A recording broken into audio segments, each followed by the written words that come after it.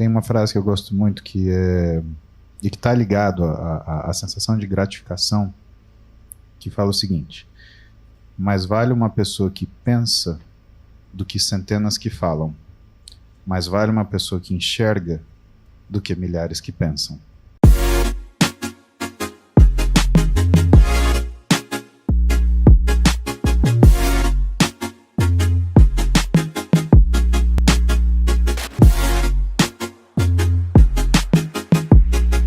Eu quero convidar um grande amigo, um cara que é referência, um dos poucos que eu escuto quando se trata de saúde física, mental, com milhões de seguidores na internet, um médico especialista no que fala. Então quero que vocês recebam com muita honra, com forte aplauso, o Dr. Paulo Musi.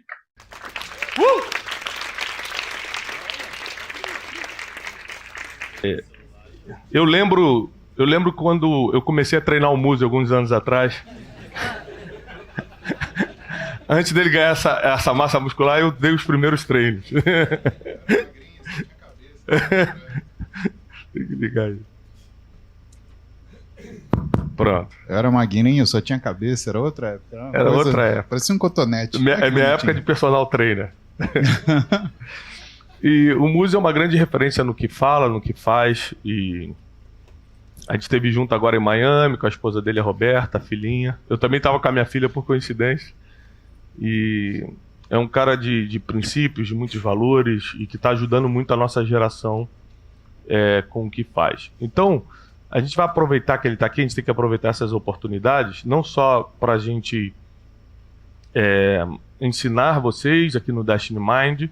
Aqui a gente está no Mastermind de 12 meses, só para empreendedores. Então, quem passa pelo método Destiny, que é um método que eu tenho, pode aplicar, se for empreendedor, pode aplicar para o Destiny Mind. E alguns estão aqui, nem todos conseguem vir, porque tem muita gente no exterior, eles acompanham online depois e tudo, mas a maioria está aqui. Mas nós vamos aproveitar também para gravar um Brunecast, porque já que ele está aqui, ele faz duas coisas ao mesmo tempo. A gente ensina vocês e grava para a gente subir como podcast depois, já que o Musi é uma fonte de conhecimento nessa área. Musi, seja bem-vindo. Nós estamos aqui no Destiny Mind voltados para o nosso desenvolvimento. A gente já teve alguns podcasts juntos e num a gente falou sobre corpo, alma e espírito, que é mais ou menos eu quero seguir aqui essa linha, porque teologicamente falando, que é a minha área, a alma e o espírito é mais importante que o corpo. A Bíblia diz que o corpo ele volta para o pó, a alma é julgada e o espírito volta para Deus. Então, não importa a sua religião ou a sua fé, o espírito volta para Deus. O que é o espírito? O ponto de comunicação divina no ser humano. A alma, nossa mente, né? Nossas emoções, intelecto, consciência, sentimentos. E o corpo. E qual o problema de quem se aprofundou muito na religião? Acha que a Bíblia desfaz do corpo porque diz que ele volta para o pó. Mas, na verdade, o corpo é o transporte da nossa alma, que é o que vale na Bíblia, é a alma. Então, se você não cuidar do corpo, você mata a alma, porque a alma depende do corpo. Não existe alma fora do corpo, né? Teologicamente falando, estou falando com luz na teologia, né? Não existe alma fora do corpo, então uma mente para sobreviver precisa de um corpo. Uma alma para sobreviver precisa de um corpo. Então, se você não cuidar do seu corpo, você diminui o tempo em que você pode fazer a diferença na vida das pessoas, em que você pode cumprir seu propósito. Mas cuidando do seu corpo, e o Musi vai explicar daqui a pouco isso pra gente, que ele explica muito bem, você também acaba cuidando da sua mente. Porque hoje em dia está mais do que comprovado, né, que a parte física, o cuidado físico, o treinamento físico, ele melhora também tua condição mental. E uma coisa interessantíssima é que nós vivemos numa geração que está sofrendo muitos ataques na mente. E o Musi falou uma coisa lá na nossa palestra de Miami, que minha filha assistiu, a Júlia, tem 14 anos. E depois ela ficou no hotel falando comigo: pai, eu gostei muito do que o Musi falou, porque ele falou sobre o microtédio. Lembra que você falou sobre isso? Isso entrou na cabeça dela. Agora, toda vez que eu pego o celular, ele vai explicar o que é microtédio. Microtédio. Toda vez que eu pego o celular, eu falo: pai, você precisa usar o celular ou é microtédio? Aí eu já vou devolvendo aqui, ó. Então, quando você escuta alguém que conhece das coisas, você acaba melhorando o corpo, alma e espírito. E a primeira pergunta que eu quero fazer é: quais foram as duas coisas que mudaram completamente na sua vida depois que você começou a se dedicar ao seu físico? Por exemplo, aqui nós estamos com pessoas empreendedoras, né? Pessoas que têm empresa, que mexem com muitas atividades empresariais, consequentemente usam muito a mente. Na sua vida, você é empresário, é médico, você passou o dia todo operando, saiu da operação, veio direto para cá, e já está em podcast, daqui sai para outro podcast, ou seja, né, uma vida louca. Quais foram as duas coisas que mudaram para melhor completamente na sua vida depois que você começou a se dedicar ao corpo, ao físico? Reconhecimento e gratidão. Reconhecimento e gratidão. Eu queria comentar, aliás, quando a gente for abrir para a plenária, para perguntas para vocês, eu quero que vocês se sintam muito confortáveis em falar absolutamente qualquer coisa. Tá? Eu gosto muito de não ser contrariado, mas ser antagonizado, porque eu acho que assim cresce. Né? A gente nunca consegue crescer quando a gente está no meio em que a gente discute quem concorda mais no assunto. Então essa é a primeira coisa. É muito bom o antagonismo. Eu aprendi isso com meu pai. Meu pai, quando a gente estava discutindo uma coisa há muito tempo, ele enchia os pacová e virava e falava assim: tá, chega, agora eu vou falar a favor, você fala contra. E aí, para mim, era um exercício terrível, porque eu não queria trocar de lugar, eu queria manter a minha posição. Ele falou: não, eu continuo conversando com você, mas agora você fala a favor, eu falo contra, não quero nem saber. Sendo assim, às vezes a gente cria antagonismos para a gente conseguir seguir na nossa vida. Vou pedir licença, me desculpar para vocês, que eu vou ficar mais virado para cá, né, porque realmente tem sido um dia difícil, tem sido um dia cansativo, o que faz a gente ficar grato, né? Porque a pior coisa é quando você se sente cansado no final do dia de não fazer nada. Uhum. Principalmente quando esse nada significa que você ficou duelando contra o seu tédio. É ou não é? Aquela sensação daquele sábado à tarde onde você não tem muito o que fazer, aquela falta de propósito. E quando eu falo em propósito, eu lembro quando você fala a questão do corpo. E o corpo ele volta para o pó porque ele cumpre o propósito que ele tem. E por mais que, vamos pegar esse exemplo de hoje, né, eu esteja cansado. Às vezes a gente ouve aquela frase: o corpo fala, tá? O corpo fala, mas ele não te ordena. Quem ordena é a tua mente. Então eu podia, sim, deixar de lado a oportunidade de estar aqui com vocês, estar com meu amigo, Thiago Brunet, que foi uma das pessoas que eu mais gostei de conhecer no ano passado, porque é uma pessoa honesta, serena e inteligente. É difícil achar essas três coisas numa pessoa só. Bonito. Quando ele eu esqueci bonito, mas conversei pouco com humilde, a sua esposa, humilde, que é o principal, modesto.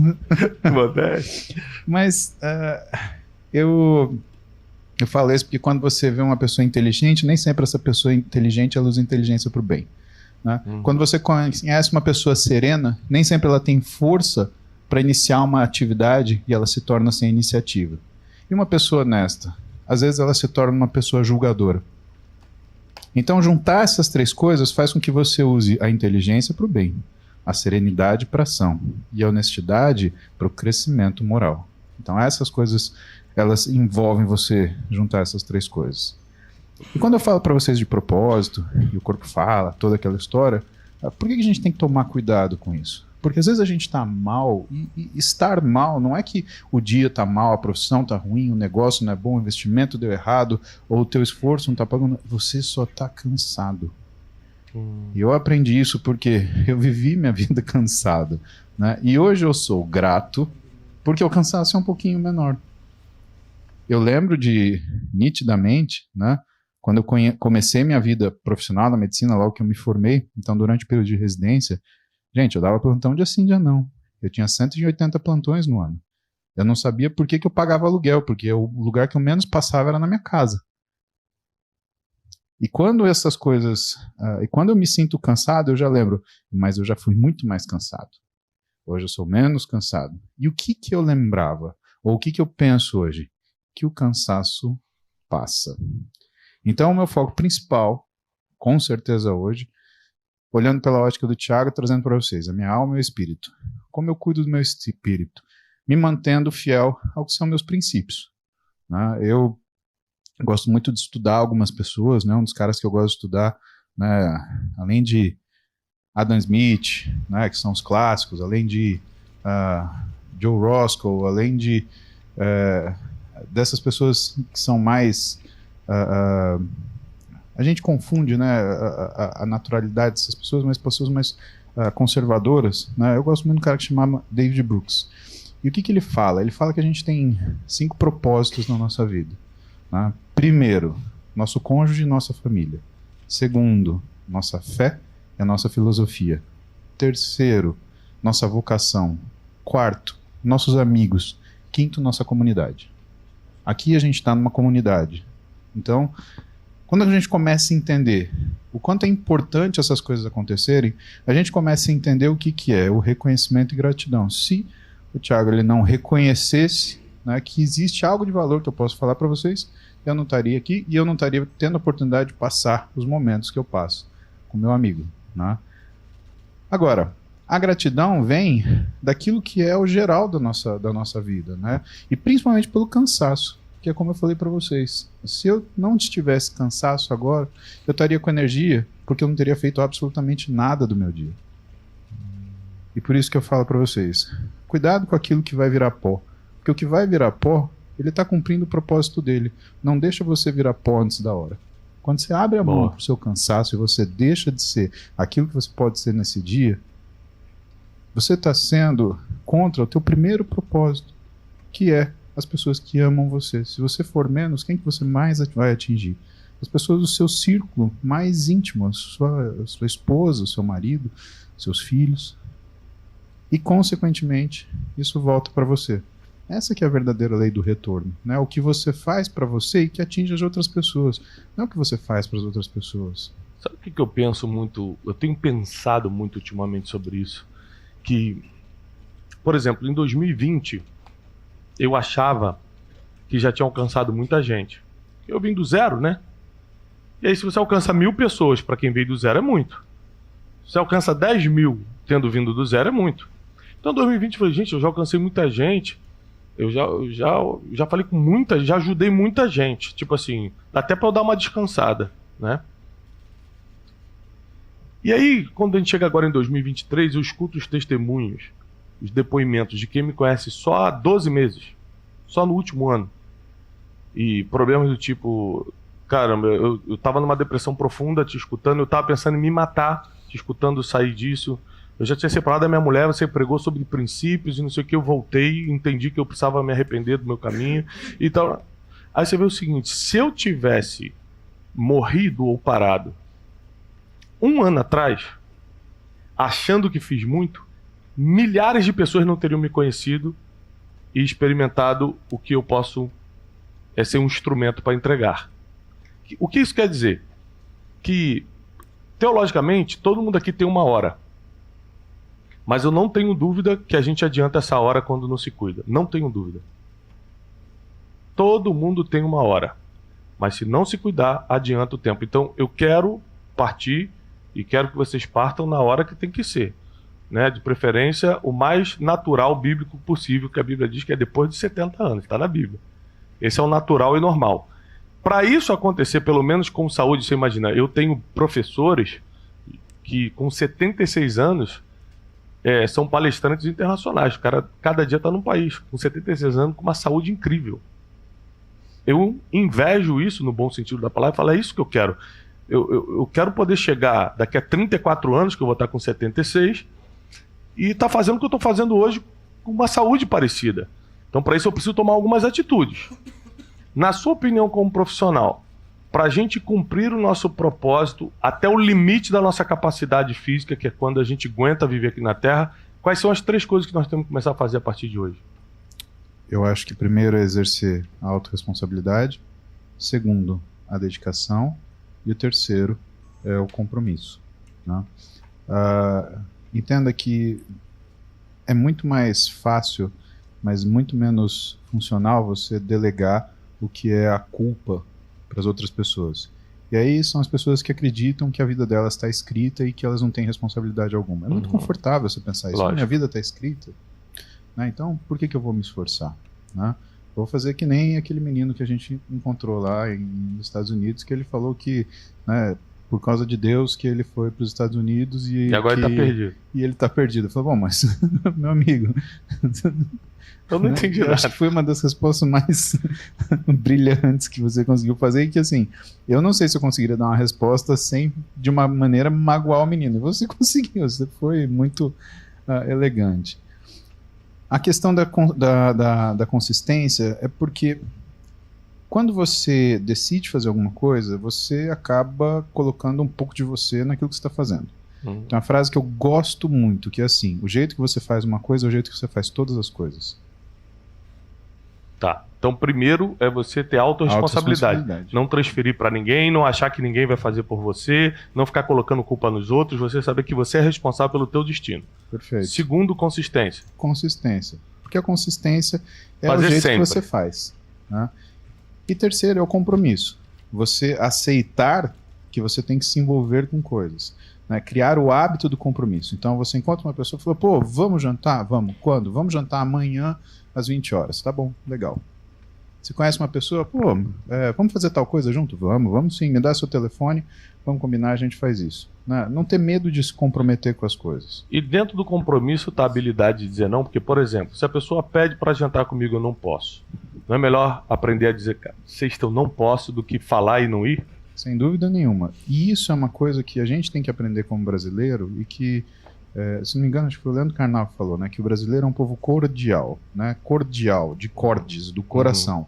Então ele tem medo de te frustrar com uma resposta negativa. Isso. Só que, bom, a gente volta para uma pessoa que chama Brené Brown. Brené Brown era uma menina, né, vocês conhecem Brené Brown, vocês chegaram a ver Brené alguma Brown? coisa? Então, Não conhece Brené Brown? Pesquisa sobre essa menina, ela é sensacional. Ela foi uma menina que sofreu preconceito na escola, né, porque ela tinha um nome de afrodescendente, além do que era a cor da pele. Então, Brené Cassandra Brown. E que ela viveu a vida dela, né, lutando contra essas coisas, sendo objetiva.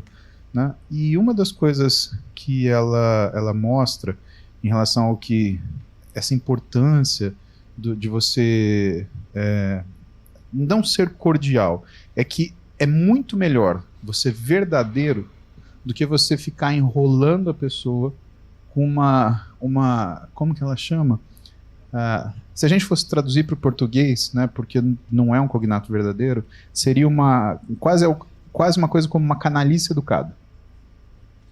Então, o que ela fala? Seja verdadeiro. O problema não está em você negar o convite. O problema é você falar, vamos, e aí você some. É aquela coisa de... Aconteceu, eu não sei se isso é uma característica, então vocês me perdoem, deve acontecer em outras situações, mas eu tenho um amigo, muito amigo meu, que é carioca. E aí... Sei bem. Aí, um dia eu estava no Rio de Janeiro dando uma aula, né, e eu liguei para ele, porque ele falou, pô, quando você estiver no Rio, vai na minha casa, meu irmão. E aí... Eu cheguei no Rio, dei a aula, liguei pra ele. E aí, meu irmão, tô no Rio. Onde você mora?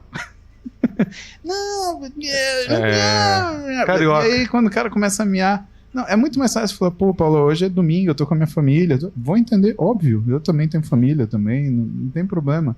Né? Hoje é sábado, sei lá, tô ocupado, não tem problema. Mas essa questão, quando você começa a enrolar, quando você começa... tentar manipular a situação para fazer parecer que você quer, mas não dá. Isso é muito ruim. Tudo isso fica dentro do compromisso. Ou seja, uma coisa que eu entendi desde sempre é que a gente é dono do nosso destino. E é engraçado alguém que estuda teologia como eu falar isso, que teologicamente Deus escreve nossos dias. Mas só que teologicamente também eu te provo que ele é tão soberano que ele escreve nossos dias e dá o poder de decisão sobre esses dias. É fácil explicar isso para gente que tem filho.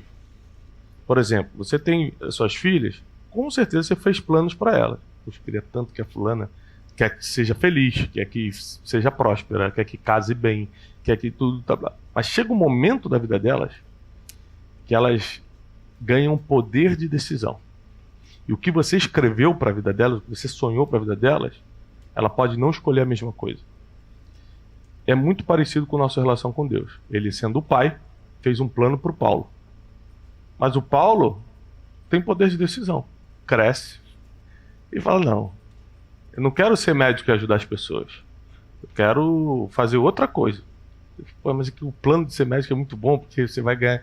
E não adianta, porque quando você quer uma coisa, você bate de frente com todo o plano do Pai. Então, eu acredito que Deus escreveu nossos dias e nos deu poder. Por causa da sua misericórdia. Ele é tão bom. Ele dá um poder de decisão para você decidir. Se você quiser seguir meu plano, tá aqui, ó. É só você orar, alinhar comigo, que eu te levo para esse plano. Se você quiser seguir a sua vida, tá aqui. Então, eu gosto muito de conversar com gente que já viveu muito, para entender quais foram as melhores decisões que essa pessoa tomou para chegar onde chegou. E quando você fala de autorresponsabilidade, para mim fala muito de destino, porque as pessoas têm mania de terceirizar destino. Não, foi por causa do governo. Não, foi por causa do meu pai que me tratou mal. Não, foi por causa do fulano que não me deu chance. Na verdade, a autorresponsabilidade, você fala, não, eu que decido como vai ser minha vida. Não importa o que fizeram comigo, é o que eu vou fazer com o que fizeram contra mim. Consistência, nem eu, nem você, nenhum deles aqui teria o que tem se não tivesse sido consistente em alguma coisa. E compromisso, que inclui, inclusive, aprender a dizer não. Fisicamente falando, que é a sua área, quais são as 3 coisas que nós podemos fazer para estender a durabilidade do corpo? Bom, eu acho que a primeira coisa, né, em relação à durabilidade do corpo é você entender que a gente precisa de manutenção, assim como qualquer máquina, mas com uma vantagem, né? A máquina ela precisa ser manutenida, nós podemos nos cuidar. E essa manutenção, como a gente faz? A gente checa o que é a nossa saúde fora daquilo que é a nossa opinião. Ah, tô super bem. Ah, tô super bem. Não, você tem que ter parâmetros externos para avaliar se você está bem, né? Eu não estou falando isso porque eu sou médico, eu estou falando isso porque eu vivo isso. Eu vejo que as pessoas que estão sendo acompanhadas por mim ou por amigos meus que são médicos também, que acompanham outras pessoas, elas têm alguém que tem essa preocupação por elas. E que periodicamente as chateiam com exames, com avaliações. Por quê? A gente tem uma característica, sabe, Thiago, que é muito diferente, o médico brasileiro, do médico, por exemplo, americano. Você sabe por que o médico americano, lá nos Estados Unidos, a gente tem as 2 coisas mais paradoxais que existem? A pior medicina com a melhor tecnologia? Eu acredito, já morei lá. E você sabe por que é assim? Por conta daquilo que é a judicialização da medicina lá. Exato. Então o médico ele só vai cuidar do paciente na hora que ele está morrendo. Porque aí ele fala assim, ó, estava morrendo, então qualquer coisa eu posso fazer. Por isso que existe tanta tecnologia lá. Porque eles deixam para cuidar do sujeito lá quando a coisa está muito tardia e que, com certeza, ele não pode sofrer nenhum processo de judicialização. Pra você ter uma ideia, lá, se um médico ele pede um exame para você, e ele não sabe o que quer dizer um determinado exame, o paciente ele pode processá-lo.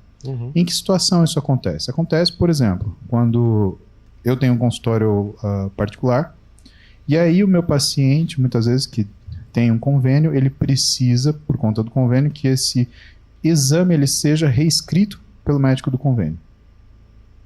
Se esse médico do convênio, por exemplo, estivesse nos Estados Unidos e ele não tivesse, né, habilidade para ver aquelas coisas que são pedidas, ele podia sofrer uma sanção judicial. Mas como você pede isso daqui? Outra coisa muito importante é que lá eu percebo que é uma sociedade que vive numa tensão que é diferente daquilo que a gente enxerga na rua, né? Às vezes você vê as ruas calmas assim, e aqueles filmes que a gente vê que qualquer coisa, ou notícia, né, qualquer história, teve uma passeata, vira um riot. Aí as pessoas quebram loja, invadem, destroem. É como se todo mundo lá estivesse esperando um limiar para alguma coisa acontecer. Aqui não é assim. Aqui a medicina brasileira é muito mais preventiva, até porque se você cuida de uma coisa no momento que você diagnosticou no início, você gasta R$1. Se você deixa de olhar para aquilo depois de um ano, para consertar aquilo que evoluiu, você gasta 10. Agora, quando tiver sintoma que o bicho cresceu, aí você gasta 1.000. E quando você vive nessa situação, quando você tem a oportunidade de fazer isso, faz sentido você tomar o que é a sua conduta de prevenção. Feito isso, sabendo que a gente depende de uma pessoa para olhar para a gente, e que a gente pode ter isso ainda, pelo menos no Brasil, a segunda coisa é vigiar aquilo que você come. Por quê? Carro bom não anda com gasolina ruim. E se você come alguma coisa que faz mal para o teu estômago, por exemplo, imagina para o teu cérebro. O teu cérebro é um órgão, mesma coisa que qualquer outro. Existem alimentos, formas alimentares, hábitos, rotinas que a gente coloca para a nossa vida que criam o que a gente chama de inflamação sistêmica. E isso é uma coisa que eu gosto de ter muita cautela, porque vira uma coisa grande. Todo mundo fala de inflamação. Não, porque é inflamação, porque leite é inflamatório, né? Tudo é inflamatório, é uma coisa terrível. Você não pode comer isso, é proibido comer aquilo. Não, não é assim que funciona. Inflamação é um sinal de perigo. Existem situações que a gente pode, por exemplo, vamos falar da alimentação nesse momento, né? Que você pode comer, né? Só que você tem que estar numa situação de equilíbrio, você tem que ter dormido bem para você conseguir metabolizar aquilo que provavelmente é rico de energia, né? Você tem que estar numa rotina de gastar energia, não é aquela coisa que você está largado no sofá assistindo TV, né? Então existe essa situação, né? Onde condicionalmente aquilo lá pode ser consumido. Mas no geral, a tua rotina ela pode colocar o teu corpo num estado de alerta contínuo. E nesse estado de alerta contínuo é que surgem as doenças. Homens e mulheres apresentam fases mais suscetíveis dessa ao longo da vida. Então, o homem entre os 35 e os 45 anos.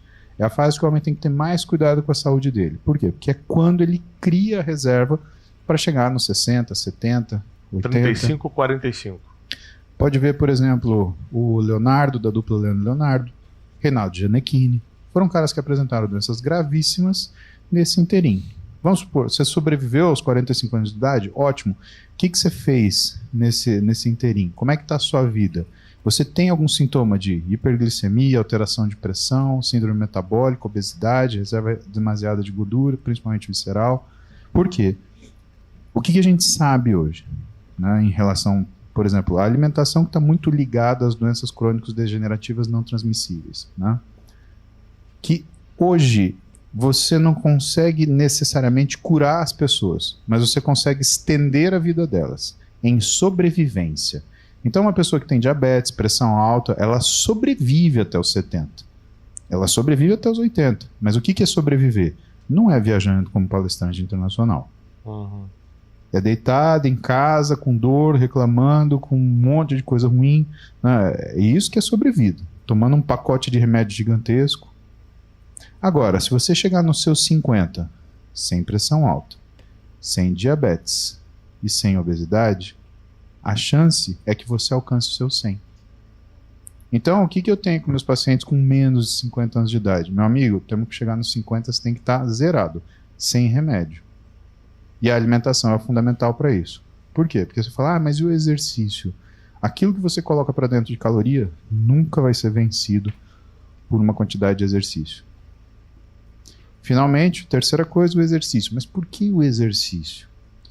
Porque quando a gente faz exercício, né, a nossa musculatura ela precisa de uma informação. E essa informação é uma coisa que a gente chama de tempo sob tensão.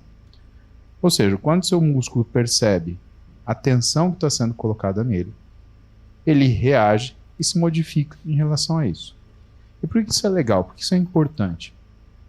Porque toda vez que você faz isso com o músculo ele tem uma ação que a gente chama autócrina, parácrina e endócrina. Ele modifica a célula própria, ele modifica a célula do lado e ele modifica as células da distância.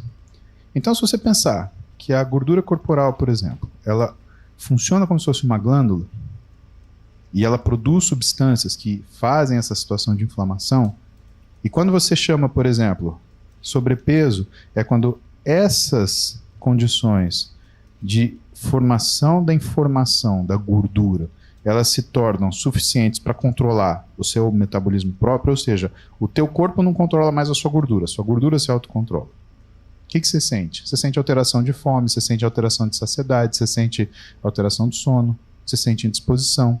Você começa a ter uma migração do seu paladar, tem coisa que você não quer nem saber, tem coisa que você passa a gostar. E quando você atinge a obesidade, aí é a gordura controlando o resto do corpo. Bom, se eu tenho a gordura fazendo esse papel, entre aspas, ruim, né, o que podia antagonizar isso? É justamente a musculatura. Então, em termos gerais, o que a gente precisa na nossa vida adulta? A gente precisa de 300 minutos de atividade física moderada por semana ou 150 minutos de atividade vigorosa. Desses 150 minutos, você precisa de pelo menos 2 sessões de exercício de força pela semana, em dias distintos. Então, não é pedir muita coisa, pessoal, é pedir que vocês façam uma caminhada, né, um pouquinho mais rápida, talvez uma corridinha leve, todo dia. E musculação 2 vezes por semana. Ah, mas isso é muita coisa. Se você quiser começar daí, sim, mas a gente não começa assim. A gente começa fazendo 10 minutos de exercício, aí depois quando consegue fazer, que seja reservar o horário para o exercício, porque o grande problema do exercício ele é a logística. Onde eu vou fazer, que horas eu vou fazer, como é que eu vou ir, como é que eu vou voltar e como que eu vou progredir. Resolveu a questão de logística, você seguir adiante é uma coisa que é quase que intuitivo. Até porque o desafio ele é sempre presente. Você está na esteira, você vai falar, vou fazer 12 minutos. Legal. Só que quando você faz 12 minutos, aparece lá 1 quilômetro, 250 metros. Ah, vou fazer até 300 metros. Aí você faz 300 metros. Aí o que vai aparecer no tempo? 13 minutos e 45. Pô, vou fazer 15. E isso é uma coisa que é intuitiva. Você começa, na hora você começa a pensar. O exercício de peso, é mais fácil você enxergar isso. Pô, eu acho que eu aguento mais uma repetição. Pô, eu acho que eu aguento um pouquinho mais de peso. A progressão é natural, desde que você não comece por onde as outras pessoas que já estão fazendo aquilo muito tempo, elas estão fazendo. Você tem que começar pelo seu começo. Então, cuide com uma pessoa externa observando a sua saúde, porque nós somos o nosso pior referencial. E tem uma coisa que eu falei na palestra, né? A gente tem a tendência de se julgar um pouco mais do que a gente é. E aí eu falei daquele estudo, né? Então eles perguntaram para os americanos, né? Eles pegaram os professores da rede de ensino dos Estados Unidos e eles perguntaram, se você acredita que você está acima do que são os 50% melhores professores da média, na verdade, dos professores do país, 94% dos professores disseram que sim. Que interessante, uma média acima de 94%, muito bom. Aí perguntaram para os alunos, vocês têm habilidade social? Como que vocês classificariam suas habilidades sociais? Vocês acham que estão acima da média? 96% disseram que estão acima da média. E aí, ele falou, bom, vamos procurar para os trabalhadores, porque o pessoal da academia, né, todo mundo está bem fora daquilo que é a normalidade. E o que eles perguntaram para os empregados? Você acredita que você está no 1% das pessoas mais bem pagas do país? E 19% afirmou que sim. Então, o risco da gente dar uma derrapadinha e falar, não, estou super bem. Por isso que precisa de uma pessoa olhando. Segunda coisa, controle o que você come. Controle o que você bebe. Saiba o que é vontade, saiba o que é fome. E saiba parar. O problema de comer não é não comer, é parar de comer. O que a gente fala, pessoal? Ah, eu não bebo, mas quando eu bebo eu viro uma pessoa completamente diferente. Ah, quer um pedacinho desse bolo aqui? Ah, não, eu não quero. Se eu comer um pedacinho, eu quero o bolo inteiro. Esse é o maior problema. Eu tenho esse problema com a pizza. Eu também tenho.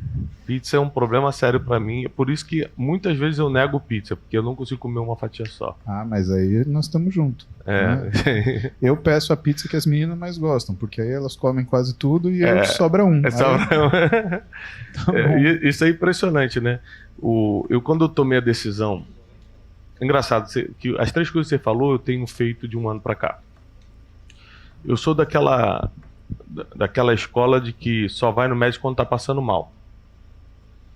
E aí, como há 1 ano e meio, quase 2 anos vai fazer já, 1 ano e meio atrás eu perdi minha mãe, isso me despertou. Minha mãe, cara, jovem, não precisava ter passado pelo que passou, foi um descuido com a saúde, um acúmulo de descuido com a saúde, apesar de fisicamente ela estar muito bem, depois por dentro a gente descobriu que tinha muita coisa para resolver. E aí eu tomei uma decisão, como foi traumático para mim, que era muito ligado à minha mãe, eu tomei algumas decisões. Porque o médico falou assim para mim, ó, quando ela infartou na minha casa, ela estava de férias na minha casa, ela era do Rio, corri para o hospital com ela de madrugada, e aí ela ficou consciente, eu conversei com ela até de manhã, Ela falou assim, ó, filho, vai pro Café com Destino, faz o Café com Destino, depois você volta aqui. Quando eu voltei, ela já estava inconsciente, nunca mais voltou. Mas Deus nos deu uma oportunidade ali naquela madrugada de a gente conversar muito e estávamos sem pendências, graças a Deus. Mas quando ela entrou em consciência, ela ficou 7, 8 dias internada antes de falecer. E aí eu perguntava pro médico, como é que tá? Qual milagre pode acontecer? Ele falou assim, rapaz, se ela tivesse se cuidado um pouquinho melhor, ela saía, mas eu acho que vai ser difícil. Então, as taxas de glicose estavam muito altas, coisas assim, sabe? Então, depois que ela faleceu, foi muito difícil para mim e eu tomei uma decisão. Falei assim, ó, eu vou partir quando Deus quiser, mas se for pela minha escolha, eu vou estender o máximo que é possível. E aí comecei a fazer exames periódicos. De 4 em 4 meses, no máximo estourando 5 em 5 meses, exame geral. E aí dá qualquer tipo, graças a Deus meus exames estão muito bons hoje, mas antigamente dava colesterol, glicose, tudo fora. Aí nunca fiz dieta, mas fui para uma alimentação muito mais balanceada. Cortei algumas coisas que eu tinha mania, por exemplo, eu tinha mania de comer doce todo dia por qualquer motivo. Nem gosto de, sei lá, torta de maçã. Botava, falei, já tô aqui, por que não? Comia. Aí o que eu fiz? Não é que eu cortei o doce completamente, mas eu só como quando é algo que eu queira muito. Se servir algo que é gostoso, mas eu não quero muito, eu digo não. Isso tá me levando a comer doce, tipo, e mesmo assim pouco, uma vez por semana. Entendeu? Quando eu digo pouco, eu tô falando 3 colheres de pudim, 4 colheres de pudim, assim, ó. Acabou.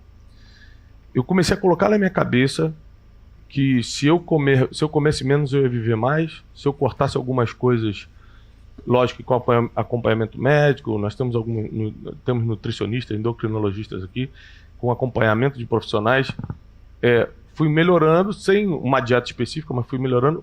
Comecei a fazer um tipo de jejum intermitente, que já é algo que eu fazia sem ser intermitente, porque na minha fé jejum é algo muito normal, só que eu fazia de qualquer forma, então não tinha efeito no corpo. Hoje em dia eu consigo fazer algo que junta a fé com o corpo, né? De tempo em tempo, com acompanhamento médico também. Conclusão, perdi muita gordura visceral, emagreci, ganhei massa muscular e comecei a treinar. Mas o lance que você falou de treinar, da logística, é impressionante. O que eu fiz para começar a treinar? Eu coloquei na minha agenda.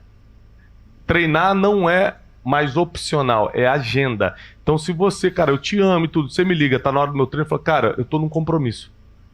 Porque para mim é um compromisso. Porque o cara fala assim, eu ia treinar hoje, mas o músico me chamou para jantar. Eu vou ter como compromisso, porque eu não vejo mais como uma questão estética, eu vejo como saúde, eu quero viver. Eu quero estar bem de saúde, eu quero estar bem de cabeça, eu quero dormir melhor, eu quero ter mais disposição, eu quero, sabe?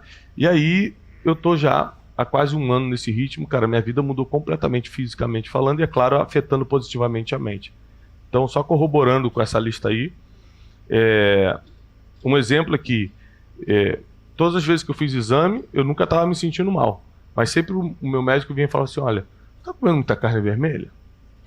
Eu falei, por acaso, as últimas 2 semanas. Eu falei, então, que essa indicação aqui, ó, que deu no seu sangue, provavelmente é carne vermelha. Você pode diminuir para 2 vezes por semana, 3 vezes por semana, em vez de todo dia, não importa. Então esse acompanhamento realmente vai esticando. A pergunta é, e aí entra o nosso amigo de Rondônia lá, que é médico também, como é que a gente faz para levar isso para as pessoas que não têm condições de pagar? Como a gente, por exemplo, aqui todo mundo é empresário, né, no Destiny Mind. Como é que a gente pode fazer para facilitar o acesso à saúde emocional, saúde física, a parte espiritual, né, que é uma coisa que a gente já faz, mas você que é um cara de saúde física e mental, como é que as pessoas que não têm condições de fazer exames periódicos, como é que elas podem fazer com a condição que tem hoje para se cuidar melhor? Eu acredito que você tem que deixar as pessoas saberem o que você faz da sua vida. Tem uma frase que eu gosto muito e que está ligado à sensação de gratificação, que fala o seguinte: mais vale uma pessoa que pensa do que centenas que falam. Mais vale uma pessoa que enxerga do que milhares que pensam. Grande parte daquilo que a gente gostaria, né, na vida é de ser enxergado. E ser enxergado por pessoas que consideramos importantes. Né? Você quer ser visto pela sua esposa, pelos seus amigos, pelos seus filhos, né? Que eles te valorizem como pai, que eles te respeitem. Né? Aliás, Uma centena de casamentos eles são desfeitos hoje por quê? As pessoas elas perdem o que é essa noção de que ela é vista e ela enxerga. Bom, dessa forma, todos nós ajudamos as pessoas com as nossas habilidades, desde que elas saibam quem nós somos e o que fazemos. Eu faço isso na internet. Todo dia de manhã eu abro uma live, 7 horas da manhã, e eu respondo aquela pessoa que com certeza não tem condição de passar comigo, senão ela não estaria fazendo pergunta na internet, ela estaria marcando consulta com consultório. E por que eu faço isso? Não sei, faz parte. A medicina tradicional é assim. A questão é que a medicina digitalizou, porque a sociedade digitalizou. Isso quer dizer o quê? Que a formação, a informação para as pessoas que vinha do médico, que antes vinha, né, dos jantares, das reuniões sociais, das comunidades. Eu sou de uma cidade pequena, né, e era o boca a boca, era de questões, né, festividades religiosas ou não, que a gente tinha ali, né, convivência religiosa, muitas vezes você encontrava com as pessoas e você era informado. Hoje, você abre o telefone, você não assiste nem mais Jornal Nacional. Né? Você olha o seu telefone, olha que interessante. Agora,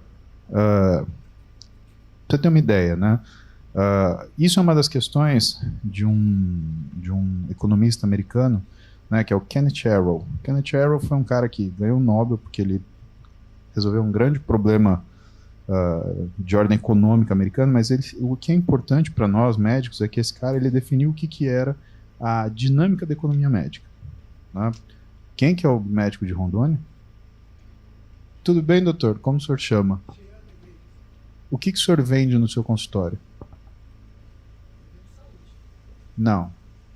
Por que você vende saúde? Me explica melhor. Confundindo a cabeça do rapaz.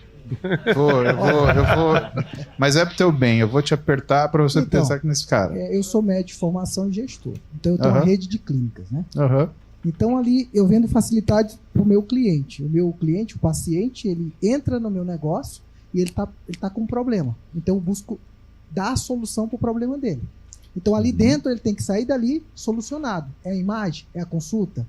É o quê? É um nutricionista? É o exame de sangue? Então ele faz tudo num lugar só. Então ele sai dali resolvido. Quando você fala saúde, você trata a saúde como um commodity. Ou seja, eu vendo saúde. Então eu compro saúde, estoco no armário na minha casa. Quando eu fico doente, eu uso 20% daquilo que eu comprei, deixo 80% guardadinho.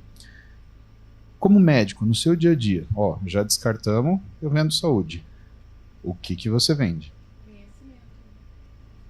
Peraí. O colega falou conhecimento. Orientações ao paciente, o autocuidado, para ele poder levar 80%, 90% do que a gente faz no consultório, depende depois do autocuidado do paciente lá, depois que ele sai dentro do nosso consultório. Então a gente tem que convencer o paciente da importância que é o cuidado da sua saúde. Então, dali ele vai levar o autocuidado, vai levar para casa nossas orientações e o medicamento. E cabe ao médico ser convincente com os argumentos estão ali o quê? Os exames. Então você vai ali e mostra para ele, às vezes a gente tem que fazer terapia de choque, né? Mostra o pulmão todo escuro, né? É escuro mesmo, né? Olha aqui, como é que tá tudo escuro. Tem que parar de fumar, cara, tu vai morrer, olha aqui, é mesmo, doutor? Então é terapia de choque. Ou é o medo, às vezes, olha aqui, teu ácido úrico tá muito alto. Olha aqui, teu colesterol tá 500, cara, olha aqui, vai ter que diminuir o carboidrato, teu lipidograma aqui tá alto. Então, assim, a gente vai passar pro paciente com confiança, né? Que ele precisa acreditar naquela informação que a gente está dando para que ele possa, ali, com a mudança de hábitos, de rotina, né, consiga equilibrar a sua saúde e minimizar os danos, né, que geralmente já vem bastante avançado. Hipertensão, ele não aprende. Quando ele diagnostica de hipertensão com a gente, ele já tem 10 anos lá, já está com o coração grande, já vem com insuficiência cardíaca. Olha que interessante. O que você está falando foi o que a amiga aqui do lado falou. Conhecimento. Entra na casa do conhecimento. Eu entendo você, Kenneth Arrow não. Ele falou, o médico não vende conhecimento. E ele não vende conhecimento porque o conhecimento não é ação, é uma propriedade. É uma faculdade do médico. E se ele fosse cobrar pelo conhecimento, ia ser o trabalho mais caro do mundo. Né? Como é que você vai cobrar pela sua formação, que foi o que levou você a conseguir conhecimento? Né? É uma formação extremamente longa. Você tem 6 anos de faculdade, 3 anos de residência, você tem mais 2 anos de você trabalha de graça com um monte de gente falando pra você que você é alguma coisa, chefe de qualquer porcaria, né, que afaga o seu ego. Eu sou coordenador dos ambulatórios, não sei o quê. Você não ganha porra nenhuma, toma um calote e ainda trabalha por causa dos outros. E se bobear, ainda ajuda a escrever os artigos dos seus amigos. Ó que legal. Não ri não, que é verdade. Olha só. Agora sim, transformando uma coisa longa numa história curta. Aí eu falo para você refletir. O que Kenneth Arrow falou, que o médico ele vem de confiança. Até porque uma das coisas que ele fala, que entra disso, daquilo que a gente está falando, né? Como que a gente atende a pessoa que não tem dinheiro para pagar a nossa consulta? A nossa consulta, como que ela é baseada? Né? Se você for ser atendido pelo Calil, no Sírio-Libanês, depois das 6 da tarde, a consulta dele custa R$9.000. Agora, eu tenho certeza que você, quando você chega no seu prédio, ou chega... Você mora em prédio ou em casa? Desculpa, já. Você mora na sua casa, mas, por exemplo, você tem pessoas ali que trabalham para você, né, e que com certeza te ajudam, seus funcionários, e que você não cobra uma consulta dele. Ô, doutor, eu tô com um pouco de dor de cabeça, o que eu posso fazer? O que você tá sentindo assim? Você cobra 0. O que você vai fazer? Você vai somar 0 com R$9.000 do Calil, vai falar, vou cobrar 4.500. É assim que eu vou fazer minha consulta. Não é assim. E isso foi uma coisa que o Arrow falou, por quê? Porque, de fato, a consulta média é a coisa mais difícil de ser precificada. Você vai cobrar pelo quê? Pela média de quem? Pelo tipo de trabalho, pelo tempo que você atende? Então eu posso ficar 1 hora sem resolver porcaria nenhuma, que eu vou cobrar uma consulta alta, ao passo que 10 minutos, se eu resolver uma coisa muito grave, eu vou cobrar uma consulta barata. Então o que ele falou é que a gente cobra pela confiança. É a razão pela qual você procura um médico. Como que vocês conhecem os médicos de você? Pô, você é fulano de tal, você pergunta para uma pessoa que você confia. Pô, Thiago, você conhece algum, sei lá, infectologista? Você conhece algum gastroenterologista? Não estou muito legal. Por que você pega essa referência? Por causa da confiança. E quanto mais alto o nível de confiança que você tem, maior o valor da sua consulta. Foi isso que Arrow falou. É por isso que a gente tem as pessoas, né, ou os médicos que são as referências. Né, aquele professorzão nosso de, sei lá, vamos falar de oftalmo, que é uma coisa muito longe daquilo que eu faço. Né, estou com um problema na retina. Cara, o papa em retina é o doutor, sei lá, Rubens Belfort, você vai procurar ele assim, papapá, você chega lá, você vai pagar o que é o valor de uma pessoa que é referência. O que te torna referência? A confiança. E por que isso é importante? Porque a gente tem que entender como que a gente cria essa, ou deixa transparecer essa aura de confiança. E como que você deixa? Não tem outro jeito. Se você quer que essa aura transpareça, você tem que se expor. A confiança é das pessoas para você. E não você que chega e fala assim, pode confiar em mim. Mas eu não te conheço. Quando você cria essa situação, e que pode ser numa situação microsocial, né? Quanto tempo demorava para formar um consultório particular quando eu comecei a atender lá em 2005? Né? 8 anos. Essa é a média. Então era o tipo de investimento, pessoal, que você colocava tempo, porque você tinha que estar no consultório, você não pode estar fazendo outra coisa. Porque a pessoa vai ligar, tem horário de consulta? Então, eu vou ligar para o doutor para ver se ele pode te atender. Não, a pessoa está doente, ela quer ir na hora. Não, vem para cá que eu te atendo. Então você está gastando seu tempo ficando dentro do seu consultório, e aí uma pessoa vai ser bem atendida, vai lá para outra, e assim sucessivamente. E em 8 anos você tem um consultório que a quantidade de pessoas que entra e que sai, ela se mantém de uma forma frequente, e aí o que você vai fazendo é reajustando o valor da sua consulta, não só pelos índices de inflação, de preferência, mas também com o índice de confiança que você vai ganhando. Rapaz, essa conta bateu certinho para mim. Hoje, isso mudou.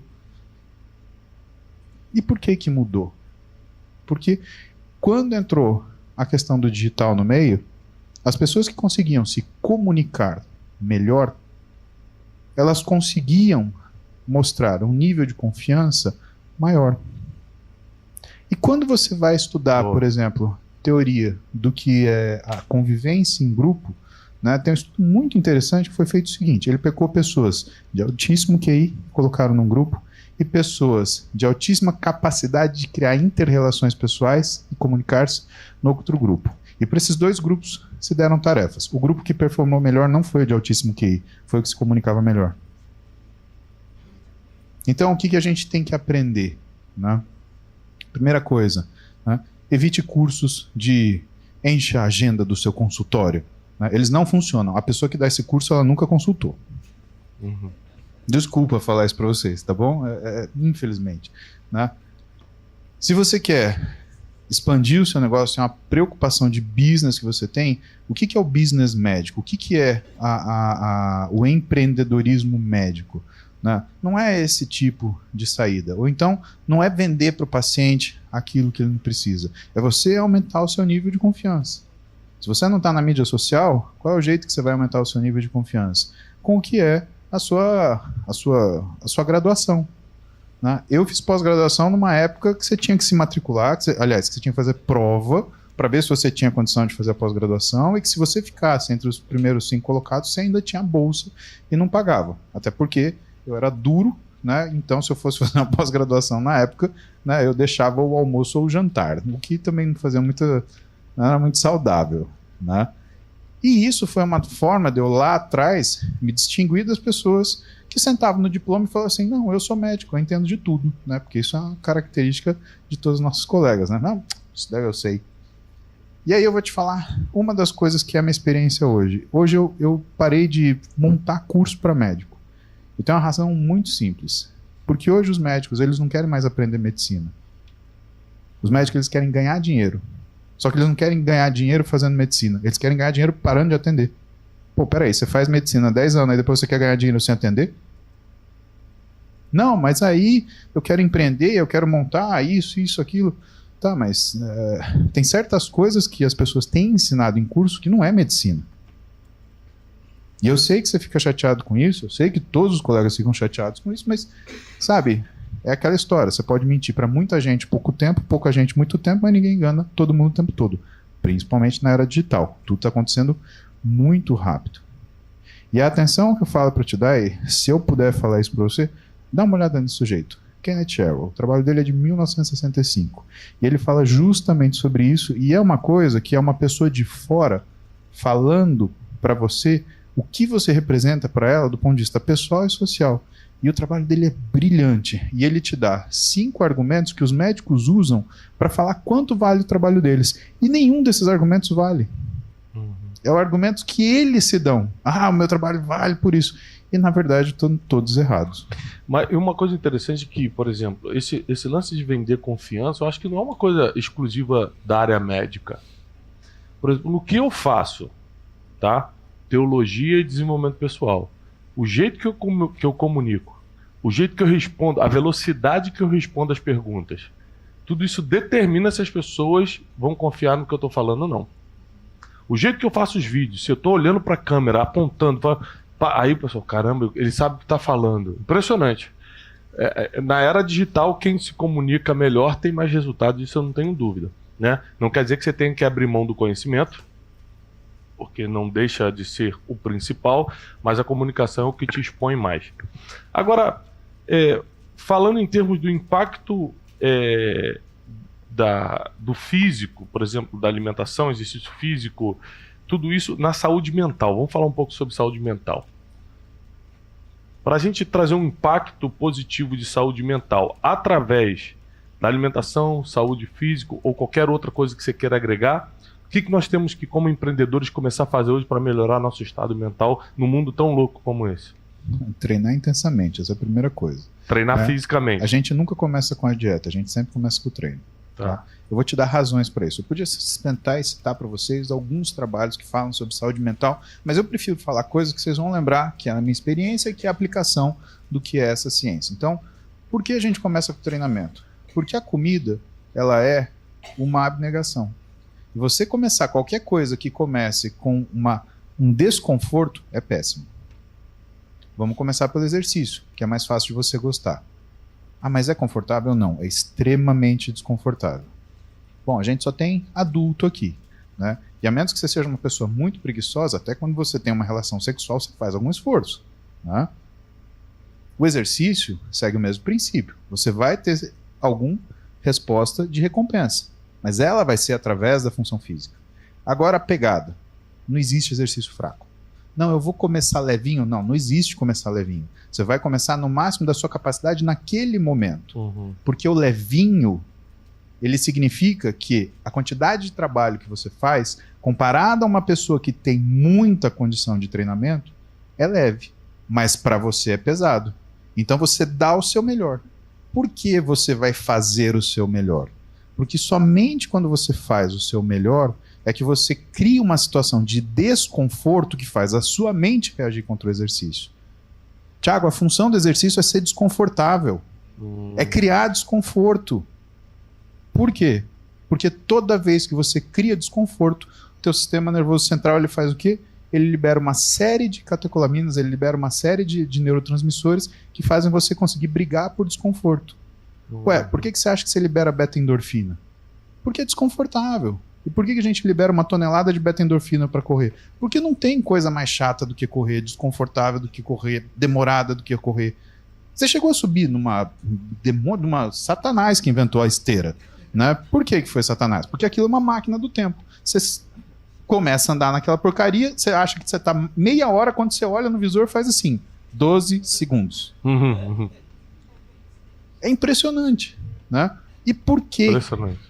Então, quando você entende que a função do exercício é criar desconforto, você se desapega e fala, tudo bem, eu tô aqui para fazer isso, eu vou fazer minha força máxima, eu vou usar o meu fôlego máximo, e é o que eu vou fazer. Todo dia eu preciso começar com exercício. É para minha cabeça, não é mais para o meu corpo. O que você te mostra Quando que talvez... Quando você começar, você está falando do horário mesmo? Do horário mesmo. Até porque, né? Aí você fala, nossa senhora, Paulo, então você passou muito desconforto na sua vida, né? Passei. Pra ficar desse tamanho, pensa a quantidade de chatice que eu não cresci porque eu treinava porque eu gostava. Eu cresci porque eu tinha que começar fazendo força para aguentar o resto que vinha pela frente. E isso acontece. Por que isso acontece de novo? Então, porque eu treino na minha máxima capacidade de treino. Eu crio um desconforto tão grande que o cérebro reage e produz beta-endorfina, noradrenalina, que vão fazer com que na nossa mente você consiga vencer e você sinta a disposição. Nossa, vocês nunca ouviram o paciente falar? Nossa, quando eu treino de manhã eu me sinto tão disposto. Ou então o contrário. Eu não gosto de treinar à noite, porque depois eu demoro para dormir. Eu vou dormir lá pelas 2 da manhã e ainda estou acelerado. Essa é a função. Acorda, a primeira coisa do dia, treina. Ajustou naquele desconforto? O que você vai começar a pensar? Vou começar a pensar em adicionar mais um desconforto. Mas agora eu já sei lutar contra o desconforto. E qual que é a coisa mais desconfortável que você tem para fazer na sua vida? É você fazer o que você não quer na hora que você precisa do jeito que tem que ser feito. Isso tem um nome, chama dieta. E assim, nem deveria ser assim, né? Porque dieta, se você for ver o que é o significado grego, é rotina. Agora, por que a gente fala juntar a fome com a vontade de comer? Porque é uma delícia comer com fome. É uma delícia ficar o dia inteiro sem comer e de noite pedir 3 pizzas. E falar todo orgulhoso, comi 22 pedaços de pizza, né? E reclamar da namorada. Pô, amor, você nem comeu pizza, comeu só 4 pedaços. A mulher comeu meia pizza. Né? Quer dizer, esse cara não quer casar, ele quer um brother. Né? De preferência para beber com ele também junto. Vai ser uma delícia, uma maravilha. Então, a segunda coisa, já que você consegue enfrentar desconforto, coloca um pouquinho mais de desconforto, mas não tira o que você come, não. Continua comendo o que você vai comer. Apenas marque hora. Eu vou tomar café, vou tomar um lanche. Vou almoçar, vou tomar um lanche e vou jantar. Eu vou acordar às 7 da manhã. Então eu vou comer às 7, às 10, às 13, às 16 e às 19. Você faz jejum intermitente? Quando a gente faz jejum intermitente, a gente estabelece o horário da noite para ser o horário de jejum. Só que a gente não avança para o dia seguinte. Entenda que o jejum é no dia. A gente avança para o dia vigente. Então, primeiro eu faço a última refeição às 19, depois às 18, depois às 17, depois às 16, até que eu chegue numa janela alimentar de 6 a 8 horas. Isso é jejum intermitente científico. Tem outras formas. E quando você vai estudar aquilo que é a literatura científica sobre isso, você tem jejum religioso, você tem o jejum do Ramadã, você tem o jejum de comer em dias alternados, você tem o jejum de comer em dias alternados de forma parcial, onde você come dia sim e no outro você consome só 25% do volume total de caloria que você consumiu no dia anterior. Então tem N formas. O que a gente escolhe, que é o estilo que você faz, que é o por janela alimentar, ou seja, o time restricted, a gente faz dessa forma. Você sempre vai comer de manhã. E aí você vai tirando 1 horinha de cada final do dia. Mas antes de fazer isso, faz 5 refeições, café, almoço e janta, e você vai colocar lá uma refeição no meio. Entre o café e o almoço, outra refeição no meio, entre o almoço e o jantar. Pronto, tá excelente. Deu 19 horas. Se você fizer refeições em todos esses momentos, mas não é comer besteira, tá? Ah, mas à tarde eu comi um sanduíche de pão com frango. Cara, isso não existe. Coma comida. Para você conseguir saciedade, você come, né? Isso é uma das coisas que eu aprendi no fisiculturismo. É arroz, feijão. E eu lembro que uma vez a Duda dormiu uma amiga dela em casa. Eu tinha treinado, cheguei 7 da manhã para tomar café. As meninas estavam comendo leite, não sei o que lá. E eu peguei uma pratada de arroz, feijão e carne. Ai, mas onde já se viu? Você tá comendo arroz, feijão e carne? Eu falei, grande coisa. Você tá aí me julgando comendo sua pizza fria. O que é? A pessoa que come uma coxinha de manhã, o que é? É frango? Não é massa? Não pode ser um macarrão com uma carne moída? Ah, você tá brigando por causa da minha batata, né? Então, sabe, o nosso paladar, ele se modifica de acordo com a rotina. Agora, a palavra rotina é o fundamental do que a dieta deve ser. Rotina. Eu brinco, né? O BNTC quer dizer o quê? Quer dizer, banha não tem calendário e nem GPS, né? Porque a pessoa, ela decide quando ela faz dieta, eu faço dieta de segunda a sexta e sábado e domingo eu não faço dieta. Muito bom, né? Seu relacionamento também tem o dia do corno, né? É assim que funciona, né? Você é casado de segunda a sexta, sábado e domingo, não é assim, né? Também não tem GPS. Não, mas é que eu viajei para os Estados Unidos. Ah, que legal. Lá você pode tocar o terror que nada acontece. Também não. Então, rotina é rotina. E aí entra no compromisso. É o compromisso com você. Eu tenho um compromisso, seguir essa rotina. Haja o que houver, esse horário é meu. Do mesmo jeito que você tem esse horário para treinar, você tem o seu horário para comer. E que seja 15 minutos. Eu, quando vou para o meu consultório de manhã, eu deixo minhas 3 marmitas prontas, que é o que eu como durante o dia de atendimento. Ou seja, eu atendo pelo menos 9 horas por dia.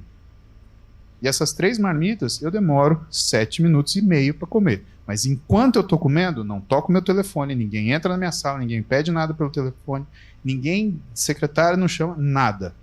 Comi, parece que a minha sala fecha um selo, eu sento, desligo tudo que é barulho e eu presto atenção no que eu estou fazendo. Eu não assisto nada no computador, na televisão, nada. Eu sento e como, eu sinto o sabor do que eu estou comendo, eu mastigo, eu sinto o aroma, que é o que faz parte do comer. Quantas vezes vocês comem, quantas vezes vocês engolem a comida? Muitas vezes. Pensa nisso. E a última dica é cozinhe. Cozinhe que você vai entender o que é saciedade. Saciedade não é a sensação de barriga cheia. É o que é a sua vontade de não comer. Quem aqui cozinha para eu saber? Gosta de cozinhar? Ótimo. O que acontece quando você termina de fazer o prato que você estava fazendo? Exatamente. Sabe por quê? Porque a sua saciedade está aqui. Não está aqui, nem está aqui. A saciedade está aqui. Você já sentiu tanto o aroma do que você fez que o teu cérebro já falou assim, tá legal, tô satisfeito. Isso acontece quando eu faço churrasco, eu gosto de fazer churrasco. Mas é verdade. E sempre quando eu tô fazendo, eu pego só, boto 1, 2, já tô cheio. Quando você tá do outro lado, você fica pegando. Sim, exatamente. Só que aí você faz churrasco o dia inteiro, come pouco, chega à noite, o que você faz? Se você não bobear, você come um bolo de cenoura inteiro. Isso também é coisa de churrasqueiro. Ainda bem que não é com você. Só uma pergunta rapidinho. Quem tá mais triste com esse papo? Tá uma tristeza? Tá dando uma vontade de não viver, né? Tem que lutar contra a depressão depois de tudo isso. Fiquei pensando nos horários. Eu falei, meu Deus. Tanto horário pra comer. Treina pesado que sai a depressão. Perguntas. Vamos lá, pessoal. Quem tem perguntas sobre o que a gente tá falando? Boa. Tudo bem? O que você acha da intervenção com medicamento para emagrecimento e para disposição? Eu acho que se o médico ele tem habilidade para fazer isso, ele tem que fazer isso. Principalmente porque quem pede é o seu paciente. Eu trabalho... Pedro, desculpa. João. João Perdão, Pedro. João. João Pedro na cabeça. João. Ai. Chamou Jesus de Genésio. Tá tudo bem. Mas é que eu não comi a 4ª comida do dia. Comi só 3. Alguém traga comida para esse homem, por favor. Cadê o Manzão? Traz terrível, um biscoitinho, nuts para ele. João, é assim, se é o paciente que precisa daquilo, ok. Se é o médico que quer fazer aquilo, nem tanto. Tem uma coisa em medicina que a gente evita fazer, que é protocolo. Protocolo é copiar e colar. Em medicina a gente chama de metodologia, que é a forma do pensar. Você não pode tratar uma mãe de família, uma executiva, vamos falar só de mulher. Estou falando da parte do meu consultório de medicina esportiva que é performance. Eu não posso tratar uma mãe de família, eu não posso tratar uma executiva, eu não posso tratar uma atleta da mesma forma. Eu não posso oferecer a mesma saída. Por quê? Porque aquela história, quando você fala, medicina personalizada. Bom, não existe medicina granel. Né? Me dá uma coisa que funciona para todo mundo. Bens a Deus. Né? Isso não existe. Agora, o que existe de necessidade quando você entende que uma pessoa vai usar a medicação, por exemplo? O médico está ouvindo o que essa pessoa está falando, porque muitas vezes o médico está vendo quem essa pessoa é. Então ela tem obesidade, beleza, vou dar o Ozempic, e aí você vai fazer isso aqui, pronto, casa. Você sabe quantos % das pessoas obesas comem muito? Chuta um número. 5%? Não, mais. Quanto? Quase, 30%. Somente 30% das pessoas obesas comem demais. Sabe isso que quer dizer? 70% come errado, não demais. Você vai dar Ozempic, por exemplo, que é um análogo de GLP-1 que trava o seu estômago para a pessoa que come pouco, ela vai comer menos ainda. Sabe o que ela vai comer? Alimento super palatável. Se vocês saírem perguntando às pessoas que vocês conhecem que já tomaram Ozempic, porque com certeza a quantidade de gente que está tomando Ozempic por aí é tão grande que todos vocês conhecem alguém que já tomou Ozempic. A pessoa vai falar assim, eu não aguento fazer uma refeição, então eu como uma bolachinha, eu como um docinho, eu como uma balinha, eu peço um pastel. Você migra a pessoa que não consegue comer, mas sente fome, para ela conseguir comer, ela vai para um alimento super palatável. Ela engorda usando o Ozempic. Olha que maluquice. Então é importante que a gente saiba... Eu engordei com o Ozempic. Não foi combinado, tá? Tô conhecendo o João aqui. Muito prazer, Paulo. O problema é o que eu como e não a quantidade que eu como.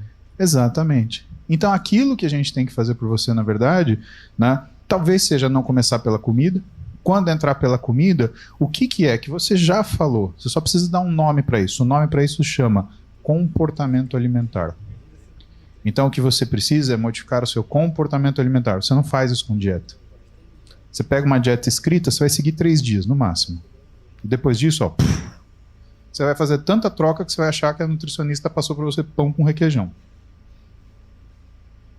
Então procura alguém que mexa com comportamento alimentar, porque o exercício que você tem que fazer não é daqui, não é daqui, é daqui. É a forma que você enxerga aquilo que você vai alimentar. É uma oportunidade, é uma questão de afeto, é uma divisão de satisfação, de alegria, né? Se você está comendo para outra coisa que não seja a tua necessidade e isso te satisfaz, alguma coisa está errada. Te ajudei? Muito. Então tá bom. Olha, deixa, João. Os ortomoleculares estão falando muito assim que a obesidade é uma doença e tudo. Então, que a obesidade ela precisa ser tratada para o resto da vida. Ou seja, a pessoa que tem problemas de compulsão alimentar e ela fica acima do peso, ela tem que tomar remédio de, por exemplo, Ozempic e outras medicações que inibe o apetite e controla aquilo ali a vida toda. Por isso que tem o efeito rebote. Se você não continuar tomando, você vai para o efeito rebote. Você considera isso verdade? Então vamos cada coisa, porque eu tenho que acertar umas coisas para você. Primeiro, obesidade é doença, porque ela aumenta o teu risco de morte. Ponto final. Tá. Segundo, compulsão alimentar e obesidade não são coisas que acontecem ao mesmo tempo. Compulsão alimentar é uma doença psíquica como depressão, ansiedade, transtorno de pânico. E compulsão alimentar, você tem que ser tratado no psiquiatra, no psicólogo e no nutricionista. E sim, você tem que usar remédio, sim. Infelizmente. Se você vai usar para o resto da vida, isso a gente não consegue responder. Você vai manter aquele comportamento para o resto da vida? Então o remédio é utilizado para te colocar numa situação adequada. Sim. O Ozempic nunca deve ser usado se você tem compulsão alimentar. Senão você se mata com o Ozempic. Por quê? Porque o Ozempic ele é um análogo de GLP-1. Então o que ele faz? Primeiro, ele faz com que você tenha saciedade, porque ele age por trás daquilo que é o núcleo normal de saciedade, fome e capacidade anorexígena, que é o núcleo arqueado. Ele age num lugar que chama trato solitário. E como ele faz isso, e quando ele faz isso, ele faz também com que você tenha uma diminuição do esvaziamento gástrico e um aumento do tempo da ação da insulina. Então ele faz tudo isso. Essas 3 coisas faz com que ele faça com que você tenha um esvaziamento gástrico, uma sensação de estômago cheio, uma sensação de saciedade e um aumento do sinal de parar de comer no seu cérebro que é mediado pela insulina. Uma pessoa que tem síndrome metabólica, por exemplo, tem resistência à insulina, ela tem fome por quê? Porque ela não tem a entrada desse hormônio na célula. Se esse hormônio não entra na célula, não entra glicose. E se não entra glicose, a célula sente fome, entre aspas. Por quê? Porque essa glicose está lotada na circulação, mas como não tem insulina dentro da célula, por mais que esteja lotada na circulação, a célula está sem energia. Então precisa separar tudo que você falou. Por quê? Porque a compulsão alimentar, se existir, porque tem muita gente que tem hábito alimentar ruim e não compulsão. Tem gente que tem uma alimentação orientada de acordo com o afeto. Ah, eu tive uma frustração agora, eu vou buscar uma recompensa. Comida. Do mesmo jeito. Cigarro. Do mesmo jeito. Droga. E quando o Thiago ele fala, por exemplo, do que é a dificuldade, do que são as pessoas hoje conviver com frustração, eu nunca vi tanto uso de droga na minha vida. Cara, é absurdo. Então, essas coisas que você tem que ver, elas têm que ser separadas. Né? Por quê? Compulsão é um transtorno psíquico. Muitas vezes você precisa de medicação. O Ozempic é uma medicação que não é reservada para tirar apetite, ela é reservada para tratar a resistência periférica à insulina, que por um acaso dá fome, mas não necessariamente dá obesidade. A gente usa para paciente que tem diabetes. Ajuda a insulina a funcionar, que é uma beleza, e nem sempre a pessoa emagrece.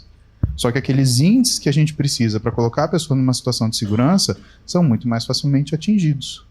Existem pessoas que existe falha do Ozempic. Existem pessoas que morrem por Ozempic.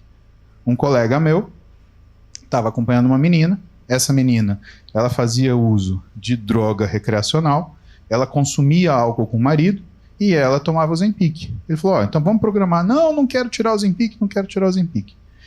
Um dia essa menina me sai com o sujeito, os dois bebem muito, ela tinha tomado Ozempic, o que aconteceu? Ela vomitou, aspirou, e quando o sujeito acordou de manhã, ela estava quase morta, porque ela não conseguia respirar.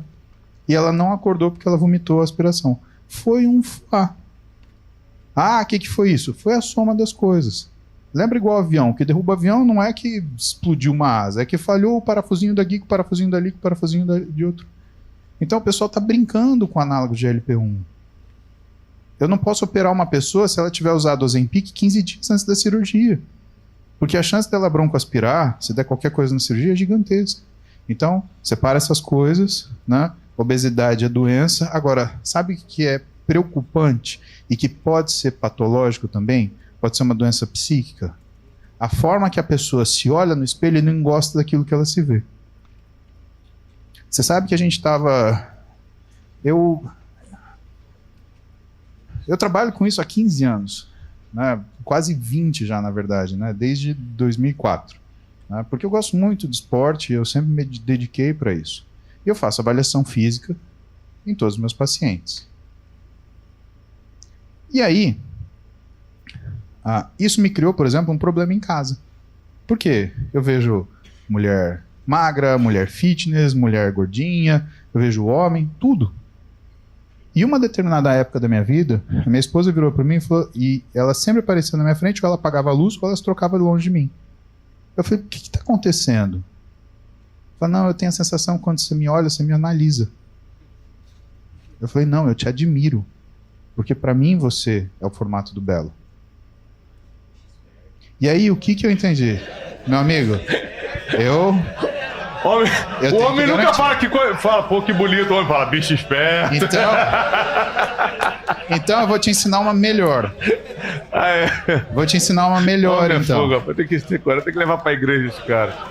Eu vou te ensinar uma melhor agora, guarda isso do coração. Porque se eu fosse solteiro... Muito bem. Vai dar certo. Essa segunda parte é boa pra você também. Aí, então você olha bem no olho dela, porque assim, eu tava numa discussão num grupo de médico meu, e aí uma amiga minha, que é dermatologista, mas você fala isso porque a fulana é gostosa. Eu virei pra ela, qual a sua definição de gostosa? Ela virou e falou assim, essas mulheres marombadas exageradas. Eu falei, não. Sabe o que é uma mulher gostosa? É aquela que devolve o olhar de desejo que você direciona pra ela. É esperto mesmo. E aí eu falei pra ela, E aí eu falei pra ela no grupo, e a mulher mais gostosa do mundo é a que só faz isso com você. Nisso, aí ficou um silêncio no grupo, assim, uma meia hora. Ninguém falou merda nenhuma ali. Aí mandaram uma figurinha zoando com coisa assim, tá, professor, né? Aquelas merda, aquelas figurinhas desgraçadas. Mas, assim, eu entendo isso. E quando eu falei isso pra minha esposa, o que ela entendeu? Duas coisas. Primeiro, ela não precisava ter ciúme de mim. Que não era isso que ia me afastar dela. Ou seja, ninguém ia entrar na frente dela porque era assim ou assado. Agora, o momento que ela perdesse o brilho no olho que eu destino a ela, aí ela precisaria ficar preocupada. A gente não se afasta porque está aqui, a gente se afasta pelo que está aqui. Aquilo que você olha e você não encontra, lembra daquilo que eu falei antes para o Tiago. Uma pessoa que pensa vale por 100 que falam. Uma pessoa que enxerga vale por 1000 que pensa. E isso você vai ter ganho, certeza, na sua casa. Te desejo a melhor sorte do mundo. Gente, vamos ficar de pé pra gente aplaudir. Paulo Musi, obrigado. Paulo, que tempo precioso, irmão. Obrigado.